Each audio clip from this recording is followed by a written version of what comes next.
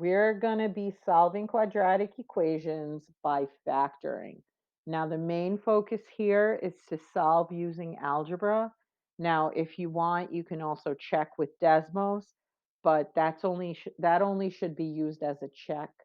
You should be doing all of these algebraically. All right, so for number one, it says rewrite the original equation x squared plus 5x plus 6 equals 0 in factored form. So first of all, we're going to take a look at our product. Okay, now here we have a 1x squared. So 1 times 6 is our product, and that gives us a 6. So on the side, I'm going to write for our product, we have a product of 6. And our sum is the term in the middle, so our sum is 5. So let's talk about our possibilities. We can do 2 times 3 for 6. We can also do negative 2 times negative 3 for 6. We can do 1 times 6, negative 1 times negative 6. Which one of them is going to give us a sum of 5? Here we have a 5, here we have negative 5, here we have 7 and negative 7. So notice that right over here, we have our answer. So what you are going to do is in these parentheses, you're going to type, because our answer is 2 and 3, you're going to type x plus 2 and x plus 3. And try to make it look pretty. Get rid of spacing that you don't need. But here we don't need all that space. Okay, so your answer is x plus 2, x plus 3 equals 0. So then in the next item, number 2, it asks you to solve the equation. So we've already factored it into the factors. Our factors are x plus 2 and x plus 3. Those are our two factors. So what we're going to do is in our first equation, now you're going to type this. I'm going to write it because it's going to take me too long to type. So x plus 2 equals 0 because that's our first factor. And our second factor is x plus 3. And we're going to write equals 0. And then we're going to solve. So here I'm going to take 2 away from each side. And I get x equals negative 2. And here I'm going to take 3 away from each side, and I have x equals negative 3. So our solutions are x equals negative 2 and x equals negative 3. And you're done. Now, if you wanted to check this on Desmos, I'm going to do a really, really quick check. I'm going to take this equation, copy, go over to Desmos, paste it, turn that 0 equal to a y, make sure that 2 is a squared. Okay, and if we take a look at this parabola, let's zoom in right there, you'll see that our answers are negative 3, negative 2. Now I'm going to go back to our solving page, and you see we have negative 3, negative 2, and they match. So that's a great way to do a check if you're not sure if you did it correctly. All right, we're going to work on 3, 4, and 5 together. They're part of the same question. So it says, what is the first thing you must do to solve 2x squared minus 3x plus 16 equals 36 by factoring? Fill in the blanks with one word in each blank. Okay, so what is it that you must do?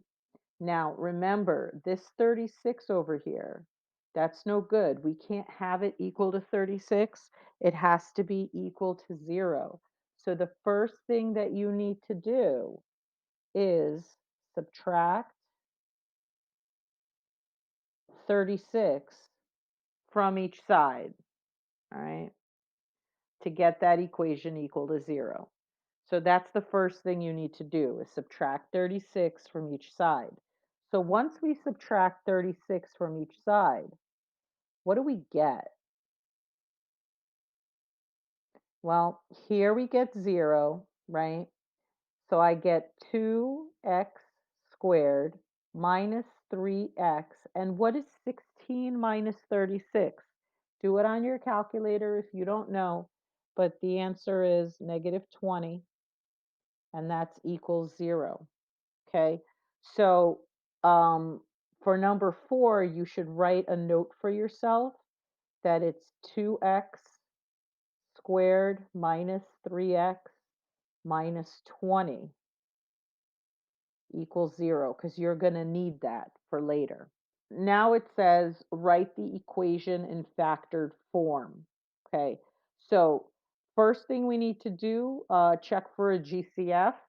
So I'm going to look here. I have a 2, I have a 3, and I have a 20. I do not believe there's a GCF where the numbers are concerned. So then I'm going to look at the x's. I have an x squared, an x, and then a nothing. So there's no GCF here. So notice I cannot get rid of this 2. So we're going to have to do that grouping method that we did toward the end of our factoring practice.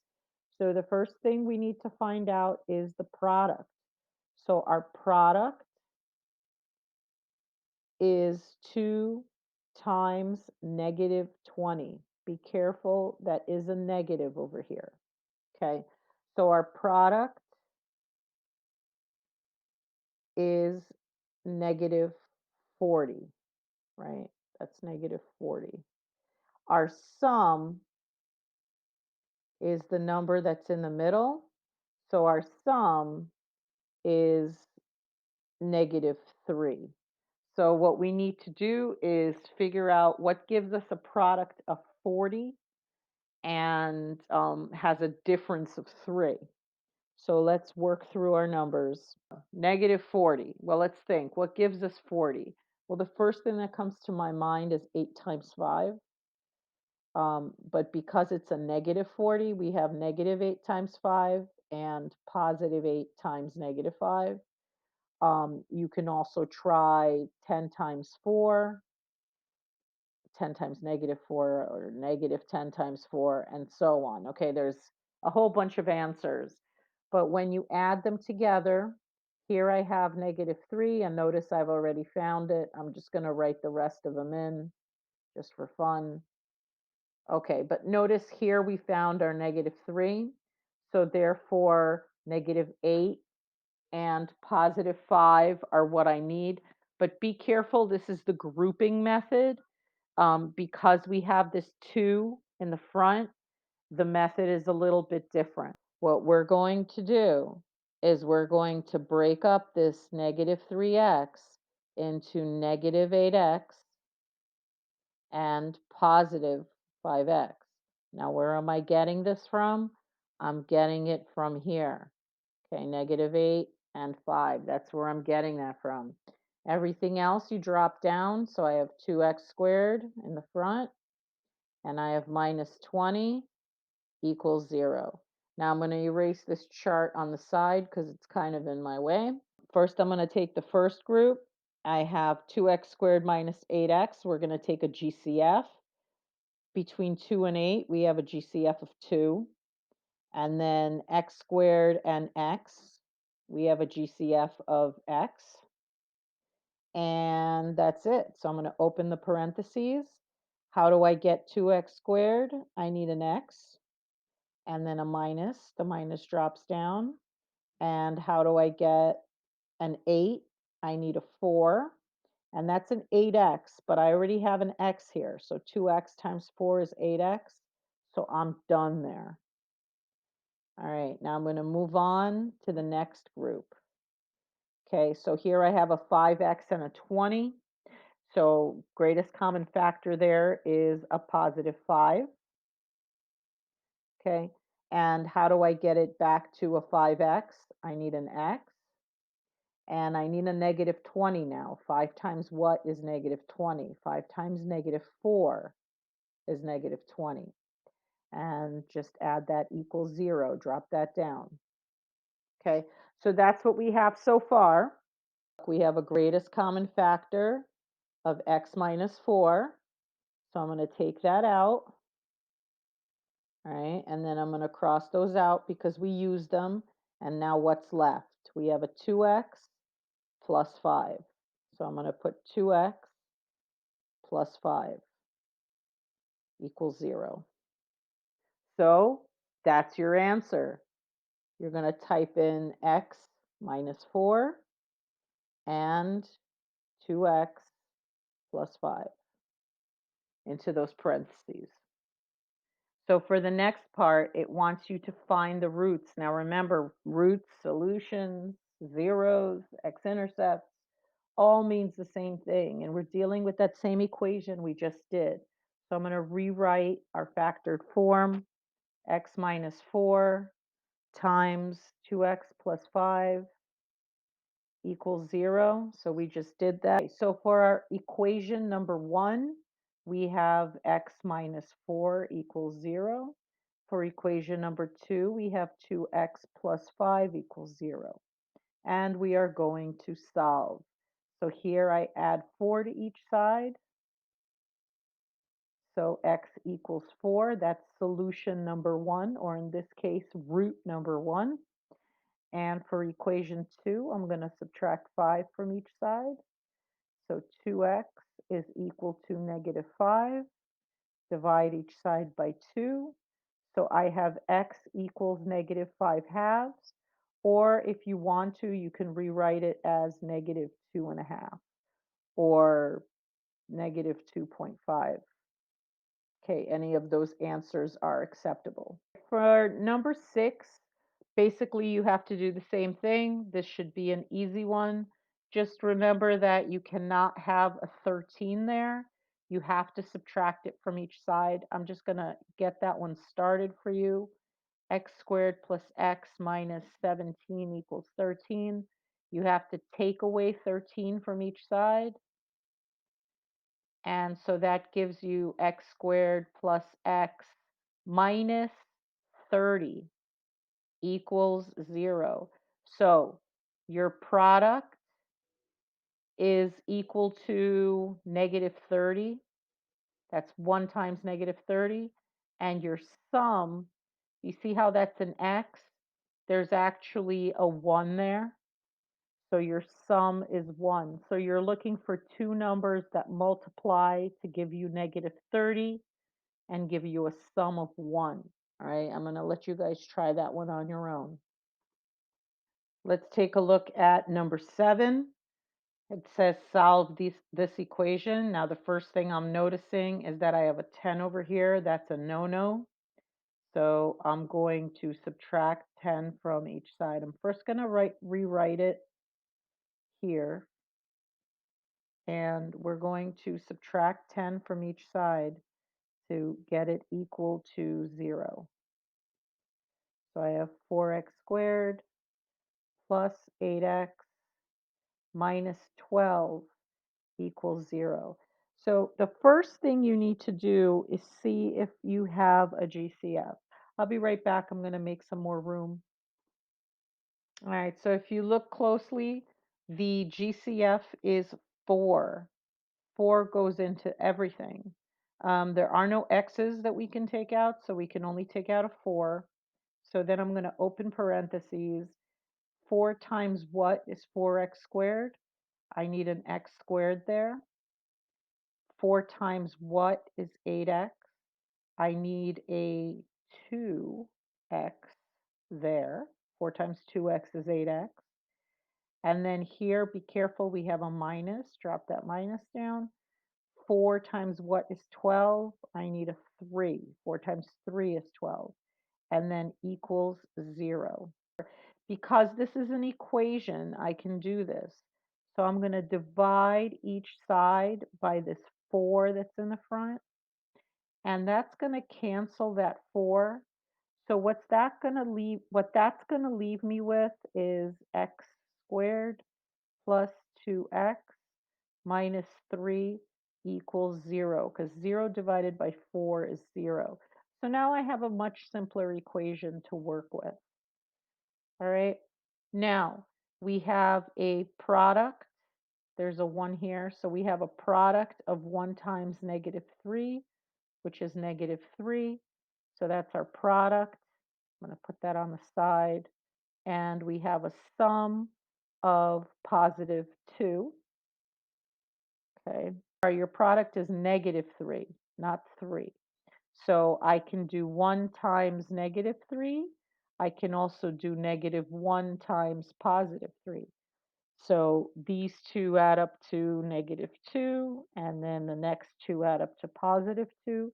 So the pair that I want is right here because that gives us the 2. So when we factor, we get x minus 1, x plus 3, because that's what this says. Minus 1, positive 3. All right. Now we're going to move on to the next thing. So I'm going to write x minus 1 equals 0 and x plus 3 equals 0. And here I'm going to add 1 to each side, and that gives me x equals 1. Here I'm going to subtract 3 from each side, and that's going to give me x equals negative 3. So our roots or our solutions or our zeros are 1 and negative 3. All right, number 8, you may recognize from the Agile Mind lesson that we went over. Remember the two brothers that launched the water balloon? Well, this is the equation. So we already did this. So if you want to go back and take a look at it, I'm just going to go over it real quick over here. It doesn't hurt if we do it twice. So actually, this is not the answer. The first step that you would do, because we factored out a GCF, the actual first step that you would do is factor out a GCF. That's step number 1. And for number 9, we would write negative 16t, which is what we already had, and then t minus 4. We don't write equals 0 because here it's asking about the expression, not the equation. For the next one, it's asking us what the factors are. Now, be careful. It's not asking you for the solution. It's just asking for the factors. The factors are negative 16t. That's this guy right there. And t minus 4 is your other factor. That's this. If we were to be solving negative 16t times t minus 4 equals 0, if it was an equation right here, we would write negative 16t equals 0, set each one equal to 0, and t minus 4 equals 0, and we solve each one. So here I'm going to divide each side by negative 16, and that gives me t equals 0. And over here, add 4 to each side, t equals 4. So those are my roots, my zeros, my x-intercepts, my solution. And finally, for number 12, it's asking us what are the roots. The roots are what you see up there, 0 and 4. Okay? That's basically it. Let us know if you have any questions. Meet us at the Google Meets. Take care, guys.